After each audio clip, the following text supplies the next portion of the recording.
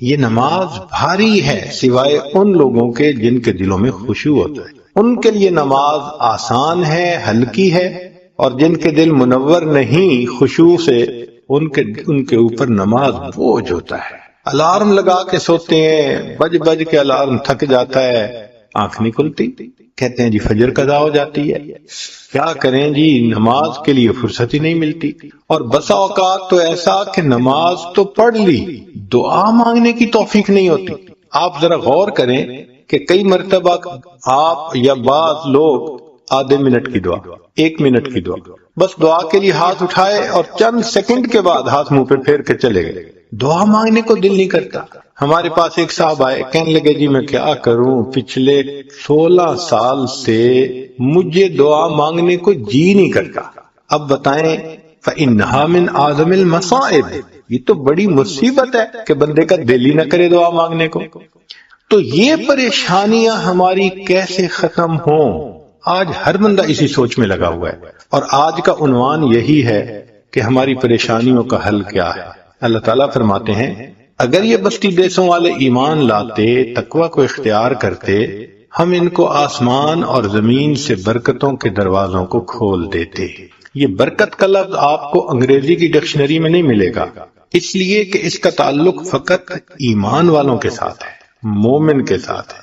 مومن کی زندگی میں برکت ہوتی ہے، دوسرے کی زندگی برکت سے خالی ہوتی ہے۔ اس لیے آپ دیکھ لیں کہ آج جو ایمان کی نعمت سے فیض یاب نہیں، ان کی زندگی پریشانیاں، اور جتنا ان کا بڑھاپا خراب ہوتا ہے اور جتنا ان کو تنہائی کا عذاب بھگتنا پڑتا ہے، ان کے تو حال سن کے بندے حیران ہو جاتے ہیں کہ ان کے ساتھ گزرتی کیسے ہے۔ ایمان والوں کی زندگیوں میں برکت ہوتی ہے۔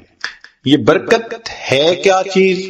شاید لفظ سے تو بات سمجھ میں نہ آئے، مثال سے جلدی سمجھ میں آ جائے گی۔ آپ نے دیکھا ہوگا کہ یہ جو کتیا ہے یہ کبھی 4 بچے دیتی ہے، کبھی 5، کبھی 6، کبھی 7۔ 7 بچے، 9 بچے بھی ایک کتیا کے ہوتے ہیں، یعنی اتنی کثیر اولاد ہوتی ہے۔ اور اللہ نے اسی لیے اس کے تھن بھی زیادہ بنائے ہیں کہ اتنے بچے دودھ پی سکتے ہیں ایک وقت میں۔ اور ایک ہے بکری، آپ نے دیکھا ہوگا کہ بکری کے اندر یا تو ایک بچہ یا 2 بچے، 2 سے زیادہ تو بہت ہی کم ہوتا ہوگا، ورنہ روٹین یہی ہے کہ بکری کا یا ایک بچہ یا 2 بچے۔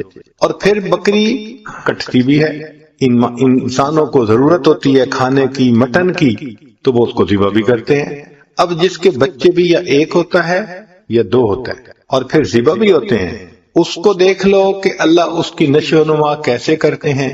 اور کتیا کے بچوں کو بھی دیکھ لو، کتیا کا بچہ آپ کو کہیں نظر آئے گا کوئی ایک، اور بکریوں کے ریوڑ نظر آئیں گے، سینکڑوں بکریاں۔ تو حیران ہوتے ہیں یا اللہ جن کے 7 بچے ہوتے تھے ان کے ریوڑ کیوں نہیں ہوتے؟ بھائی ہونا تو یہ چاہیے تھا کہ کہیں 200 کتے پھرتے، کہیں 400 کتے پھرتے، لیکن اس میں اللہ نے برکت نہیں رکھی۔ حدیث مبارکہ میں ہے نبی علیہ السلام نے فرمایا بکری پالو، اللہ نے بکری پالنے میں برکت رکھ دی ہے۔ اب بکری میں برکت ایسی ہے کہ چاہے ایک بچہ ہو یا 2 بچے ہوں، اور چاہے ایمان والے ہزاروں بکریوں کو روزانہ ذبح کرتے رہیں، ریوڑ اگر نظر آئیں گے تو آپ کو بکریوں کے ہی نظر آئے۔ یہ کیا چیز ہے؟ یہ برکت ہے جو اللہ نے رکھ دی۔ تو ہم کماتے تو بہت ہیں، باپ بھی کما رہا ہے، بیٹا بھی کما رہا ہے، بیٹی بھی کما رہی ہے، بیوی بھی کما رہی ہے، سب کما رہے ہیں، برکت نہیں ہے مال میں، اس لیے مسئلے حل نہیں ہوتے۔ ایک ضرورت پوری ہوتی ہے تو دوسری اوپر سے، وہ پوری ہوتی ہے تو تیسری اوپر سے، مسئلوں پہ مسئلے چلتے چلے جاتے ہیں۔ تو آج ہماری زندگی میں برکت کی کمی ہے، اور یہ برکت کیوں کم ہے؟ ہمارے گناہوں کی وجہ سے کم ہے۔ ہماری زندگیوں میں تقوی نہیں، خدا خوفی نہیں، گناہوں سے ہم بچتے نہیں، جس وجہ سے برکت ہماری زندگیوں سے نکل گئی ہے۔ اب جب برکت نکل گئی تو سکون کہاں سے ملے؟ دل کا اطمینان کہاں سے ملے؟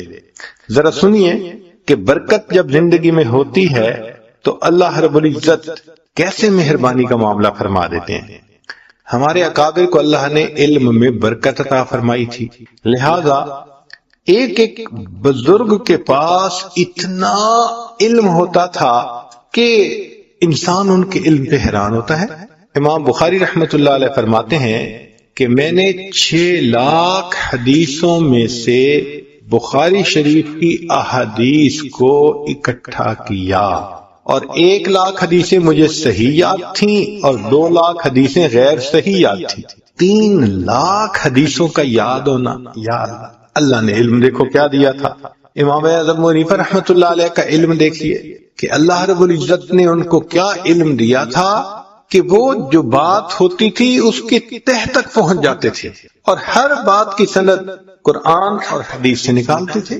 تو اللہ رب العزت نے ان کو علم کا سمندر بنا دیا تھا۔ چنانچہ ایک مرتبہ امام اعظم رحمۃ اللہ علیہ بیٹھے ہوئے تھے، ایک بوڑھا آیا اور آ کے پوچھتا ہے کہ لا ولا نہیں، واو او واوین۔ بوڑھے نے کہا آ کے واو او واوین، تو امام صاحب نے فرما دیا واوین۔ وہ چلا گیا اور جاتے ہوئے کہہ گیا لا ولا۔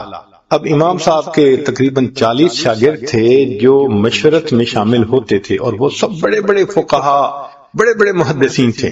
امام ابو یوسف رحمۃ اللہ علیہ کثیر الحدیث عالم تھے، ان کا لقب تھا المنصف فی الحدیث۔ امام محمد رحمۃ اللہ علیہ بڑے فقیہ تھے۔ امام ظفر رحمۃ اللہ علیہ وہ ماشاءاللہ اپنے فن کے امام تھے۔ ایسے ایسے بزرگ، داؤد طائی رحمۃ اللہ علیہ تقوی کے پہاڑ تھے، اور یہ سب امام حنیفہ رحمۃ اللہ علیہ کے شاگردوں میں سے تھے۔ سوچتے رہے کہ پوچھنے والے نے کیا پوچھا اور امام صاحب نے کیا بتایا۔ پورا دن سوچتے رہے، کچھ سمجھ نہیں آیا۔ شام کو کہنے لگے حضرت ہمیں بتائیں اس بوڑھے نے کیا کہا، آپ نے کیا جواب دیا؟ آپ نے فرمایا بھئی اس نے مجھ سے ایک مسئلہ پوچھا تھا۔ حضرت یہ کون سا مسئلہ ہے واو او واوین؟ تو حضرت نے فرمایا کہ دیکھو اشارے میں اس نے پوچھا تھا کہ امام صاحب مجھے التحیات کیسے پڑھنی ہے، ایک واو کے ساتھ یا 2 واو کے ساتھ؟ ہم حنفی لوگ جو ہیں 2 واو کے ساتھ پڑھتے ہیں، التحیات للہ والصلوات والطیبات، تو 2 واو استعمال ہوئے نا، اور باقی لوگ 1 واو سے پڑھتے ہیں۔ تو مجھ سے اس نے مسئلہ پوچھا واو او واوین کہ التحیات میں مجھے 1 واو سے پڑھنی ہے عبارت یا 2 واو سے؟ تو میں نے جواب دے دیا واوین، بھئی 2 واو سے پڑھنی ہے۔ تو وہ مطمئن ہو گیا۔ حضرت مطمئن تو ہو گیا، لیکن جاتے ہوئے لا ولا کہہ گیا، یہ کیا تھا؟ فرمانے لگے وہ مجھے دعا دے گیا۔ بھئی لا ولا تو کوئی دعا نہیں ہوتی۔ فرمانے لگے وہ دعا یہ دے گیا، ابو حنیفہ اللہ تیرے علم کو اس طرح دنیا میں پھیلائے کہ لا شرقیت ولا غربیہ، یعنی اللہ حرف سے معلوم کر لیا کہ یہ قرآن مجید کی کس آیت کے تحت مجھے دعا دے کے جا رہا ہے۔ اللہ نے ایسا علم عطا کر دیا تھا۔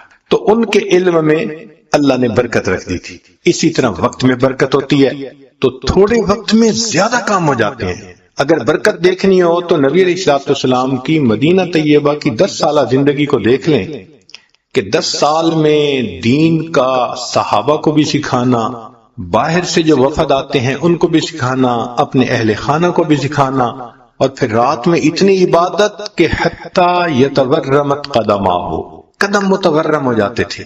یہ وقت کی برکت ہے کہ 10 سال میں آپ نے دنیا میں انقلاب پیدا کر دیا۔ قوموں کی زندگی میں 10 سال تو بڑا تھوڑا سا عرصہ ہوتا ہے۔ آپ دیکھ سکتے ہیں ارد گرد میں کہ 10 سال میں تو کہیں بھی تبدیلی نہیں آتی، بلکہ 10 سال میں تو ملک اپنی ڈائریکشن سیدھی نہیں کر پاتے کہ کدھر جانا ہے ہم نے۔ مگر نبی علیہ الصلوۃ والسلام نے 10 سال کے عرصے میں اتنا بڑا انقلاب پیدا کر دیا۔ یہ وقت کی برکت نہیں تو پھر اور کیا ہو سکتا ہے؟ دیکھیے اللہ رب العزت نے ایک محدث تھے، ان کے وقت میں برکت ڈالی۔ چنانچہ جب وہ فوت ہوئے تو انہوں نے زندگی میں جتنی کتابیں لکھی تھیں ان کے صفحات کو، پیجز کو کاؤنٹ کیا گیا، اور ان کی زندگی کے جتنے پورے دن تھے ان کے اوپر ڈیوائیڈ کیا گیا، تو پر ڈے 40 پیجز بنے۔ اب آپ سوچئے کہ ایک دن میں ہم 40 پیجز پڑھ نہیں سکتے، وہ نئی کتاب کے 40 پیجز لکھ لیا کرتے تھے۔ یہ برکت نہیں تو اور کیا ہے؟ چنانچہ اگر پہلے 15 سال جو علم حاصل کرنے کے ہیں وہ نکال دیں تو پھر تو ایوریج 40 کی بجائے شاید 60-70 ہی ہو جائے۔ جو کتاب لکھتے ہیں وہ مہینے میں جا کے چند صفحے لکھ پاتے ہیں، سالوں لگتے ہیں ایک کتاب کے لکھنے میں۔ ان کو اللہ نے ایسی برکت وقت کی دی شیخ الحدیث مولانا محمد زکریا رحمۃ اللہ علیہ لکھتے ہیں کہ ہر دن کے 40 صفحے بنتے تھے جو وہ نئے لکھتے تھے. اللہ نے وقت میں برکت عطا فرما دی تھی. حضرت اختر تھانوی رحمۃ اللہ علیہ کی زندگی کو دیکھو، چنانچہ ان کی اپنی 2600 کتابیں جو اس وقت پبلش ہوئی موجود ہیں. یا اللہ، 2600 کتابیں لکھ دینا. علم میں بھی کام کیا، تصوف و سلوک میں بھی کام کیا، لوگوں کی اصلاح کے لیے بھی ان کو وقت دیتے تھے، تفسیر بھی لکھی، حدیث پہ بھی لکھا، فقہ پہ بھی لکھا. سبحان اللہ، اللہ کی شان. اس کو کیا کہتے ہیں؟ تھوڑے وقت میں زیادہ کام کا کر لینا، اس کو برکت کہتے ہیں. تو اللہ رب العزت نے ان کو برکت عطا فرمائی تھی. تو دیکھیے، علم میں بھی برکت، وقت میں بھی برکت، اور پھر قوت حافظہ میں بھی برکت. ایسی قوت حافظہ، ایک بات پڑھ لی 20 سال نہیں بھولتی تھی، 25 سال نہیں بھولتی تھی. سبحان اللہ. علامہ انور شاہ کشمیری رحمۃ اللہ علیہ، ایک مرتبہ ان کو کسی مقدمے میں مناظرہ کے لیے عدالت میں آنا پڑا، تو مخالف نے ایک عبارت پڑھی تو حضرت نے فرمایا کہ یہ کتاب مجھے دو، اس کتاب کے اندر مجھے تبدیلی نظر آتی ہے. انہوں نے کہا کہ لے لیں. حضرت نے کتاب دیکھی، فرمایا کہ اس کتاب میں تو عبارت یہ ہے، مگر یہ تھوڑا کٹ کر کے چھاپی گئی ہے، لہذا میں اپنی کتاب منگواتا ہوں. جب اوریجنل نسخہ منگایا اور اس کو پڑھا گیا تو عبارت کا مفہوم بالکل ہی کچھ اور تھا. انہوں نے درمیان میں ایک سطر کو ختم کر کے اس طرح کتاب کو پرنٹ کیا کہ مطلب کچھ اور بن جاتا تھا. تو جج بڑا حیران ہوا. اس نے کہا کہ آپ نے یہ عبارت کب پڑھی؟ فرمانے لگے، یہ عبارت میں نے آج سے 25 سال پہلے پڑھی تھی.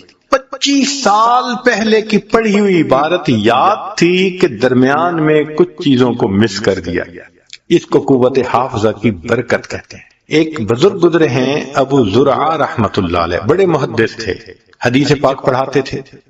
اس زمانے میں ایک کپل تھا، دونوں جوان العمر، اور اچھی زندگی گزار رہا تھا. مگر ہوا یہ کہ ایک دن بیوی انتظار میں تھی اور خاوند کو ان کی مجلس میں کچھ دیر ہو گئی. جن روٹین تھا کہ اتنے بجے گھر پہنچ جاتے تھے وہ نہیں پہنچ سکے، تو بیوی مائنڈ کر گئی، غصے میں آ گئی. جب خاوند گھر پہنچا تو اس نے کہا کہ آپ دیر سے کیوں آئے؟ اس نے کہا آپ کو پتہ ہے کہ میں ان سے علم پڑھنے کے لیے جاتا ہوں تو وہاں مجھے دیر ہو گئی. اس نے غصے میں کہہ دیا، تیرے استاد کو کچھ نہیں آتا، تو وہاں سے جا کے کیا سیکھے گا؟ اب اپنے بارے میں تو بات بندہ برداشت کر جاتا ہے، باپ کے بارے میں یا استاد کے بارے میں برداشت کرنا ذرا مشکل ہو جاتا ہے. تو آگے سے خاوند نے یہ کہہ دیا کہ اگر مجھے میرے استاد کو 1,00,000 حدیثیں یاد نہ ہوں تو میری طرف سے تجھے طلاق ہے. غصے میں بات کر گیا. اب رات تو گزر گئی، صبح اٹھے تو بیوی بھی ریگریٹ کر رہی ہے، بھائی میں غصے میں تھی تو مجھے اس کے استاد کو تو برا نہیں نہ کہنا چاہیے تھا. اور خاوند بھی کہنے لگا کہ چلو اگر وہ غلطی کر گئی تھی تو مجھے بھی تو غصے میں ایسی بات نہیں کرنی چاہیے تھی. بیوی نے پوچھا اب کیا کریں؟ اس نے کہا بھائی یہ تو کنڈیشنل ہے مسئلہ، تو میں جا کے امام صاحب سے پوچھتا ہوں. چنانچہ وہ ابو زرعہ رحمۃ اللہ علیہ کے پاس آیا اور جا کے مسئلہ کہا کہ حضرت ہم دونوں نے بے وقوفی کر لی، تو اب آپ بتائیں کہ طلاق ہوئی یا نہیں ہوئی؟ تو ابو زرعہ رحمۃ اللہ علیہ نے بات سنی اور فرمایا کہ جاؤ جا کے میاں بیوی کی طرح رہو، اس لیے کہ 1,00,000 حدیثیں مجھے اس طرح یاد ہیں جس طرح لوگوں کو سورہ فاتحہ یاد ہوتی ہے.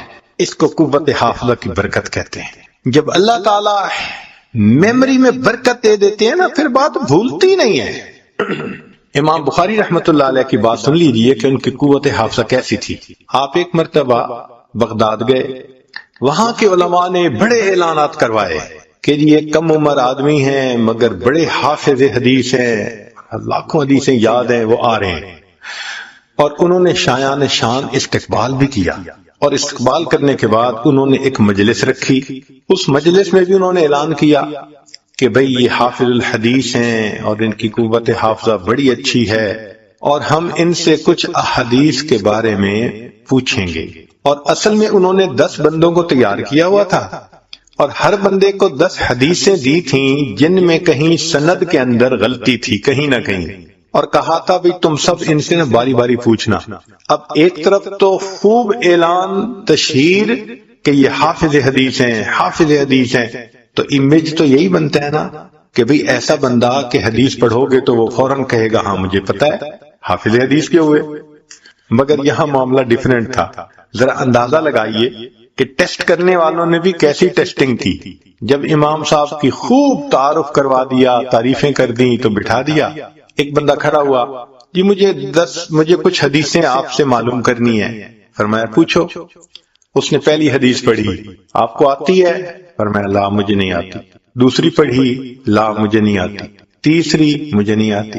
تیسری، چوتھی، پانچویں، 10 حدیثیں پڑھی اور امام صاحب کہتے ہیں لا مجھے نہیں پتا، مجھے نہیں پتا. اب عام بندہ کیا سوچے گا کہ یہ کہاں سے حافظ آ گیا، اس کو تو آتا ہی کچھ نہیں ہے. تو ایک سائیکولوجیکل پریشر انہوں نے ڈالا ان کے اوپر کہ بندے کا دل کرتا ہے یار میں کسی پہ تو ہاں کہوں نا کہ یہ مجھے آتی ہے. آپ نے کہا لا. پھر دوسرا بندہ کھڑا ہوا، اس نے 10 حدیثیں پوچھی، 10 پہ لا کہا. پھر تیسرا کھڑا ہوا، چوتھا کھڑا ہوا، پانچواں، حتیٰ کہ 10 کے 10 کھڑے ہوئے اور انہوں نے اپنی اپنی حدیثیں پوچھی اور آپ نے 100 حدیثیں سن کے کہا لا مجھے نہیں معلوم. تو اب سوچیں عام آدمی کا امپریشن کیا بنتا ہے کہ اس کو تو آتا ہی کچھ نہیں ہے، یہ کہاں سے حافظ آ گیا. جب اتنا پریشر انہوں نے برداشت کر لیا اور 10 کے 10 بندے بیٹھ گئے تو پھر امام صاحب کہنے لگے اچھا اب ذرا سنو. پہلے بندے نے یہ حدیث پڑھی، جو اس نے غلط پڑھی تھی آپ نے پہلے غلط پڑھی جو ایک ہی دفعہ سنی تھی، اور پھر فرمایا صحیح حدیث یہ ہے، پھر صحیح حدیث پڑھ لی. پھر دوسری حدیث اس نے یہ پوچھی تھی، غلط پڑھی، پھر صحیح پڑھی. حتیٰ کہ امام صاحب نے جس ترتیب سے انہوں نے 100 حدیثیں پوچھی تھیں ایک مرتبہ سن کر 100 حدیثوں کو پڑھ دیا، پھر صحیح حدیثوں کو بھی سنا دیا. کیا قوت حافظہ ہوگی کہ ایک دفعہ سننے پر یاد ہو جاتی تھی حدیث ان کو. یہ کیا چیز ہے؟ یہ قوت حافظہ کی برکت کہلاتی ہے. ایک ہوتی ہے رزق میں برکت.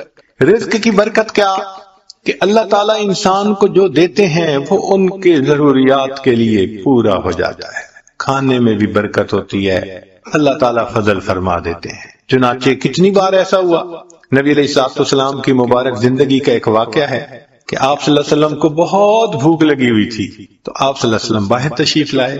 ابو ہریرہ رضی اللہ عنہ کہتے ہیں کہ مجھے تو اتنی بھوک تھی، کئی دن سے کچھ نہیں کھایا تھا، میں مسجد نبی کے دروازے پہ لیٹ گیا تھا، یعنی مجھ سے بیٹھا بھی نہیں جاتا تھا، اتنی بھوک تھی میرے اندر. میں لیٹ گیا تھا کہ بھئی چلو جو یہاں سے گزریں گے وہ مجھے دیکھیں گے تو کوئی نہ کوئی مجھے کھانے کی دعوت دے گا تو مجھے بھی کچھ مل جائے گا. اب ابو بکر صدیق رضی اللہ عنہ آئے، سلام کیا، چلے گئے. میں سمجھ گیا ان کے بھی گھر میں کچھ نہیں پکا ہوگا ورنہ تو یہ مجھے دعوت دیتے. عمر رضی اللہ عنہ آئے، سلام کیا اور گزر گئے. میں نے کہا ان کو بھی اندازہ ہوگا کہ گھر میں پتہ نہیں ہے یا نہیں، مجھے نہیں آفر کیا. پھر نبی علیہ السلام تشریف لائے. ابو ہریرہ یہاں پر کیوں ہو؟ اللہ کے نبی صلی اللہ علیہ وسلم کھانے کو کچھ ہے نہیں، بھوک لگی ہوئی ہے. اچھا ابو ہریرہ رضی اللہ عنہ اور میرے ساتھ چلو. تو نبی علیہ السلام ابو ہریرہ رضی اللہ عنہ کو لے کر گھر گئے اور وہاں تشریف لے جا کر آپ نے پیغام بھیجا بھئی کچھ کھانے کی چیز ہو تو بھجوائیں. ام المومنین نے پیغام بھیجا، اے اللہ کے حبیب صلی اللہ علیہ وسلم ایک پیالہ دودھ ہے اور کچھ نہیں ہے. فرمایا بھیج دو.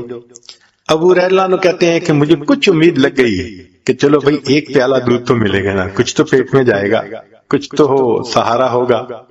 لیکن جب وہ ایک پیالہ دودھ آیا تو نبی علیہ السلام نے فرمایا ابو ہریرہ جاؤ اور اصحاب صفہ کو بلا کے لاؤ.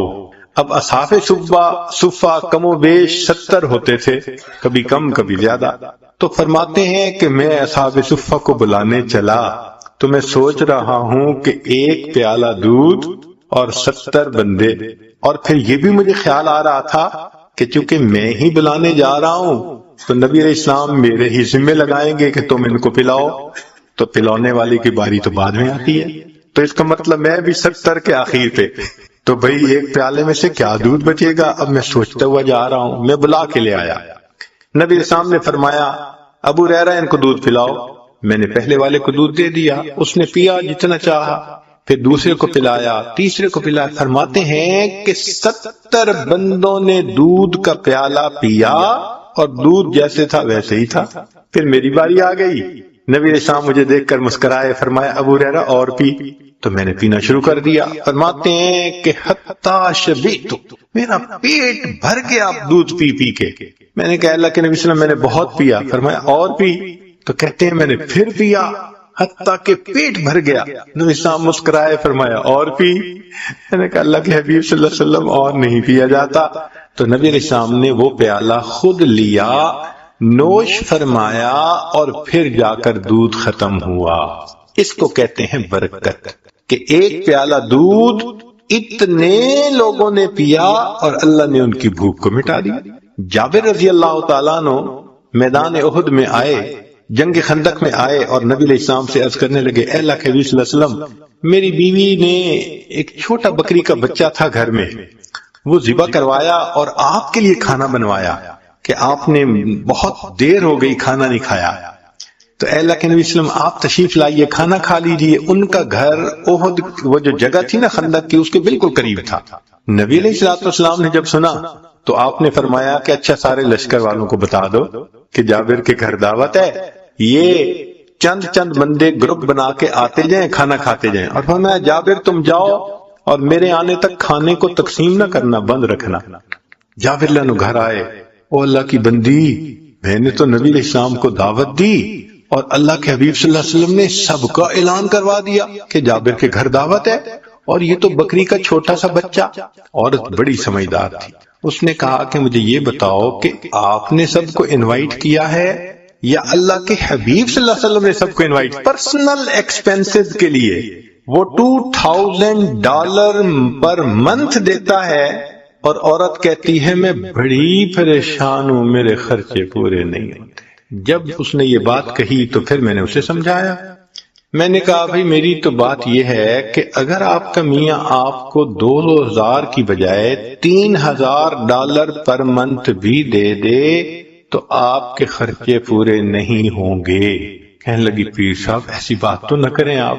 میں نے کہا اس لیے کہ ڈائریکشن بدلنے کی ضرورت ہے۔ کہنے لگی کیا؟ میں نے کہا آپ کو اللہ نے اتنا مال دیا، پردے کی پابندی نہیں ہے، نماز کی پابندی نہیں ہے، رسمی رواجی زندگی جو عورتوں کی ہوتی ہے فیشن والی وہی آپ کی زندگی ہے، تو جب دین ہی زندگی میں نہیں ہوگا تو برکت ہی نہیں ہوگی، تو جب مال میں برکت نہیں تو $5000 بھی مہینے کے دے دے آپ کے خرچے تو ختم نہیں ہونے والے۔ کہنے لگی پھر میں کیا کروں؟ میں نے کہا کہ آپ اپنی زندگی کی ترتیب کو بدلیں، جس ترتیب پر انسان کی زندگی میں برکتیں آتی ہیں اس کو اپنائیں، پردے کا خیال کریں، نمازیں پڑھیں، یہ کریں وہ کریں جو شریعت نے کہا۔ خیر بات اس کے سمجھ میں آ گئی، کہنے لگے جی ٹھیک ہے آپ مجھے توبہ کے کلمات پڑھا دیں، میں آج سے زندگی بدلنے کی نیت کرتی۔ اللہ نے مہربانی کر دی، اس نے بیت کے کلمات پڑھ لیے، پھر نماز کی نیت کر لی، زندگی اس کی بدل گئی۔ اللہ کی شان، کوئی کچھ مہینے بعد یا 1 سال بعد وہ عورت دوبارہ آئی اور اتنی خوش، حضرت میں بس اپنے حالات بتانے آئی ہوں اور آپ کا شکریہ بھی ادا کرنے آئی ہوں کہ اب میں شریعت کے مطابق زندگی گزارتی ہوں، میرے ذاتی خرچے $500 میں پورے ہوتے ہیں، $1500 ہر مہینے میں یتیموں اور بیواؤں پہ خرچ کر دیتی ہوں۔ جب مال میں برکت ہوتی ہے نا تو تھوڑا مال زیادہ ضرورتوں کو پورا کر دیتا ہے۔ ایک شخص آیا جنید بغدادی رحمۃ اللہ علیہ کے پاس، حضرت حج پہ جانا ہے، پیسے نہیں، تو حضرت نے جیب میں ہاتھ ڈالا، 54 نکالی اور دے دی، لو بھائی خرچے کے لیے 54 لے لو۔ اب وہ نکلا حج کے سفر پہ، جیسے ہی بستی سے باہر نکلا تو ایک قافلہ جا رہا تھا، سلام کیا، پوچھا کہاں جا رہے ہیں؟ انہوں نے کہا بھائی ہم حج پہ جا رہے ہیں۔ انہوں نے پوچھا تم کہاں؟ کہنے لگا ارادہ تو میرا بھی حج کا ہے۔ ان کا یار ایک بندے نے ہمارے ساتھ حج پہ جانا تھا، کوئی آخری لمحے پہ کام پڑ گیا اور وہ نہیں گیا، تو ایک جگہ خالی ہے اونٹ پہ، اگر تم بیٹھنا چاہو تو آ جاؤ۔ یہ ان کے ساتھ ہو گیا۔ اب قافلے والوں نے کھانا بھی کھلایا، مہمان نوازی بھی کی اور اس کو وہاں پہنچا کے حج بھی کروا دیا۔ واپس آنا چاہا، یہ اس جگہ گیا جہاں اونٹ کرائے پہ ملتے تھے سفر کے لیے، تو دیکھا ایک اور قافلہ ہے، تعارف ہوا کہاں جاتے ہو؟ اس نے کہا کہ میں نے تو فلاں ملک شہر میں جانا ہے۔ ان کا ہم نے بھی اسی سے تھوڑا سا آگے جانا ہے، ایک بندہ ہمارے ساتھ حج پہ آیا تھا اور اس کا جو ہے نا حج کے دوران انتقال ہو گیا تو اس کا اونٹ خالی ہے، بھئی تم جانا چاہتے ہو تو آ جاؤ۔ یہ پھر ساتھ جڑ گیا، کھانا بھی ملا، سفر میں ان کے ساتھ بھی رہا، اور جس بستی سے چلا تھا اس بستی میں آ کے اتر گیا۔ اب بڑا حیران کہ حضرت صاحب نے چونی دی تھی، نہ جاتے خرچ ہوئی نہ آتے خرچ ہوئی۔ پہنچا، حضرت میں حج کر کے آ گیا، لیکن عجیب بات ہے کہ وہ چونی تو میری خرچ ہی نہیں ہوئی۔ حضرت نے فرمایا پھر میری چونی واپس کر دو۔ یقین کیجئے کہ اللہ والوں کی چونی بھی خرچ نہیں ہوتی۔ اللہ تعالیٰ مال میں ایسی برکت دے دیتے ہیں، تھوڑا مال ہوتا ہے ضرورت ہی نہیں پڑتی۔ چنانچہ ایک بزرگ تھے تو ان سے بیٹے نے پوچھا کہ ابو یہ جو آپ برکت برکت کہتے رہتے ہیں پریکٹیکلی بھی تو سمجھائیں۔ انہوں نے اپنے بچے کو لیا اور گھر میں ایک پمپ موٹر لگا ہوا تھا، اس کے پاس لے گئے اور دکھایا، بیٹے دیکھو، ہاں گیزر لگا ہوا تھا، تمہاری عمر ہے اس وقت 29 سال اور میں نے تمہاری پیدائش سے پہلے گیزر لگوایا تھا۔ 29 سال میں اس گیزر کو مینٹین کرنے کی ضرورت ہی نہیں پڑی، اس کو مال میں برکت کہتے ہیں۔ اور ہم دیکھیں تو شاید 29 سال میں ہمارے 5 گیزر ختم ہو جاتے۔ مجھے ایک آدمی ملا، کہنے لگا جی میرے گھر میں ایک موٹر لگی ہوئی ہے، 35 سال سے وہ چل رہی ہے، مجھے کبھی اس کی مینٹیننس کی ضرورت پیش نہیں آئی۔ 35 سال میں کبھی موٹر نہیں جلی، اور ہماری تو 35 سال میں 35 موٹریں جل جاتی۔ یہ کیا ہوتا ہے؟ یہ اللہ کی طرف سے ایک برکت ہوتی ہے۔ اللہ اس بندے کو ضرورت پڑنے ہی نہیں دیتے، اس کے خرچے ہی کم ہوتے ہیں۔ آپ دیکھتے نہیں ہیں کئی گھروں میں تھوڑی سی تنخواہ ہوتی ہے اور 6-6 7-7 بچے ہوتے ہیں اور انہوں نے قرضہ کسی کا نہیں دینا ہوتا۔ کیوں؟ کہ کبھی ڈاکٹر کے پاس جانے کی ضرورت ہی نہیں۔ اور کئی لوگ ایسے ہیں کہ ماشاءاللہ ہیں بھی کروڑوں پتی، اور اگر پوچھیں تو قرضے بھی کروڑوں کے ان کے سر کے اوپر ہیں۔ تو برکت ایک الگ چیز ہے۔ ہمیں ایک مرتبہ رشیا کی ایک ریاست میں جانے کا موقع ملا تو صاحب خانہ نے بکری ذبح کی اور اس کو انہوں نے بھون کے سامنے رکھ دیا۔ بھونی ہوئی بکری جو ہوتی ہے ماشاءاللہ آپ کو پتہ ہی ہے، چربی بھی ساتھ ہو تو عجیب ہوتی ہے۔ خیر جب کھانے کا وقت آیا تو ہم نے دیکھا کہ جن برتنوں میں انہوں نے وہ رکھا ہوا تھا نا گوشت، وہ نیچے چربی پگھلی ہوئی تھی اور چربی ساتھ بھی لگی ہوئی تھی۔ تو ہم تو جی اس میں سے کھانے لگے، بڑا دیکھ کے یہاں چربی نہیں یہاں چربی نہیں، بڑا بچ کے سنبھل کے تھوڑا سا لیا کہ بھائی زیادہ کولیسٹرول نہ ہمارا اندر چلا جائے۔ ہمارے پاس ایک وہاں کے مقامی بڑے میاں آ کر بیٹھ گئے اور اللہ کی شان کہ انہوں نے آ کے کھانی ہی چربی شروع کر دی۔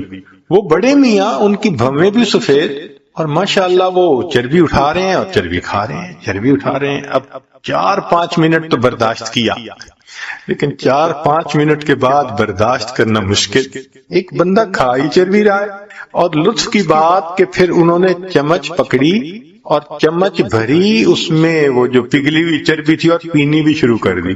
یا اللہ، اٹ بیکیم ٹو مچ۔ تو میں نے ان کی طرف دیکھا اور میں نے بڑے میاں سے تعارف کیا۔ میں نے کہا کہ بڑے میاں آپ ٹھیک ہیں، خیریت سے ہیں؟ انہوں نے کہا میں ٹھیک ہوں، خیریت سے ہوں۔ میں نے کہا آپ کی صحت ٹھیک ہے؟ کہنے لگے کہ میری عمر اس وقت تقریباً 82 سال ہو چکی ہے، میں نے اپنی پوری زندگی میں کوئی میڈیسن کی گولی اپنے منہ میں نہیں ڈالی۔ اس کو کہتے ہیں صحت کی برکت، کہ 82 سال عمر ہو جائے اور بندہ 82 سال میں ایک ٹیبلٹ بھی کبھی منہ میں نہ ڈالے۔ کہتے ہیں کبھی میں ڈاکٹر کے پاس گیا ہی نہیں، پوری زندگی نہیں گیا۔ یہ صحت کی برکت کہلاتا۔ ہمارے حضرت مرشد عالم رحمت اللہ علیہ 90 سال کی عمر میں ان کی وفات ہوئی۔ آخری عمر کے دنوں میں حضرت جب خط پڑھتے تھے تو اینک اتار کے پڑھتے تھے، اس لیے کہ قریب کی نظر ٹھیک تھی، دور کے لیے اینک ساتھ لگایا کرتے تھے۔ اور دور تو 40 سال کے بعد ایجنگ ایفیکٹ ہوتا ہی ہے، وہ تو ہر آپٹیشین کہے گا کہ 40 سال کے بعد ایجنگ ایفیکٹ کی وجہ سے دور کی نظر تو لگانی پڑتی ہے۔ قریب کی نظر 90 سال میں اتنی تیز کہ خط جو ہے وہ اینک اتار کر پڑھا کرتے تھے۔ سنوائی اتنی تیز تھی سماعت کہ کمرے کے کونے میں کوئی وسپر کرتا تھا تو حضرت سن لیا کرتے تھے۔ اور اللہ کی شان کہ 90 سال کی عمر میں تمام دانت حضرت کے بالکل ٹھیک تھے۔ ایک مرتبہ کھانا آیا تو میں نرم سی روٹی نا ڈھونڈ کے حضرت کے آگے رکھنے لگا. پوچھنے لگے کیا ڈھونڈ رہے ہو؟ میں نے کہا حضرت میں کوئی نرم سی روٹی آپ کے لیے ڈھونڈ رہا ہوں. فرمایا میرے دانتوں کو کیا ہوا ہے؟ دو مجھے کوئی کڑک روٹی. 90 سال کی عمر میں کڑک روٹی کھائی. اللہ کی شان. اور ایسی قوت اللہ نے دی تھی کہ ایک مرتبہ اس عاجز کے کندھے پہ دوسرا ہاتھ رکھا تو ماشاءاللہ لمبا قد تھا اور صحت تھی اور جسم تھا. تو جیسے کندھے پہ ہاتھ رکھا تو میں تھوڑا سا نیچے ہوا. فرمایا کیا چوزے بنے پھرتے ہو؟ ہم واقعی اپنی جوانی میں ان کے سامنے چوزے تھے. اللہ نے ایسی صحت دی تھی. اچھا آخری عمر میں شوگر کی بیماری ہو گئی تھی. اب آپ کو پتہ ہے کہ جو شوگر کا مریض ہوتا ہے اس کو تو ہر 2-4 گھنٹے کے بعد یورینیشن کی ضرورت پڑتی ہے، لیکن نہیں. میرا اپنا واقعہ ہے جو خود ان کے ساتھ اپنی آنکھوں سے دیکھا اور آج مسجد میں باوضو نیریٹ کر رہا ہوں. رمضان شریف میں حضرت مری میں تھے اور وہاں پر جو مقامی امام تھے انہوں نے قاری حضرات بلائے ہوئے تھے. ایک رات وہاں قرات کی بڑی عجیب محفل ہوتی ہے، چن چن کے قراء کو وہ بلاتے ہیں. حضرت نے مغرب کے بعد کھانا کھایا اور وضو فرمایا، اور وضو کرنے کے بعد مجھے فرمانے لگے کہ بھائی جلدی جانا ہے تاکہ پہلی صف میں جگہ مل سکے، تو جلدی عشاء کے لیے جانا ہے. تو حضرت پہلے ہی آ کے بیٹھ گئے، حالانکہ ابھی آدھا گھنٹہ نماز میں رہتا تھا. عشاء پڑھی، پھر عشاء کے بعد تراویح ہوئی، پھر تراویح پڑھنے کے بعد قرات شروع ہوئی. تو میرا خیال تھا شاید تراویح پڑھنے کے بعد حضرت جائیں گے وضو تازہ کریں گے. تو میں نے ذرا 1-2 دفعہ چہرے کی طرف دیکھا کہ جانے کی نیت نظر آتی ہے، مگر نہیں، وہ تو پرسکون بیٹھے تھے. میں خاموش ہو گیا. اب قرات شروع ہوئی. ایک قاری نے قرآن پڑھا، اور ہمارے حضرت تو قرآن کے عاشق تھے. وہ تو جب کوئی قرآن پڑھتا تھا حضرت تازہ دم ہو جاتے تھے. حضرت نے ان قراء کا قرآن سنا. اتنا پڑھنے والوں نے قرآن پڑھا کہ سحری کا وقت ختم ہونے میں 1 گھنٹہ باقی رہ گیا. تو اعلان ہوا مسجد میں کہ بھئی سب لوگوں کے لیے اجتماعی سحری کا بندوبست مسجد میں کیا گیا ہے. اب 1 گھنٹہ رہ گیا، آپ لوگ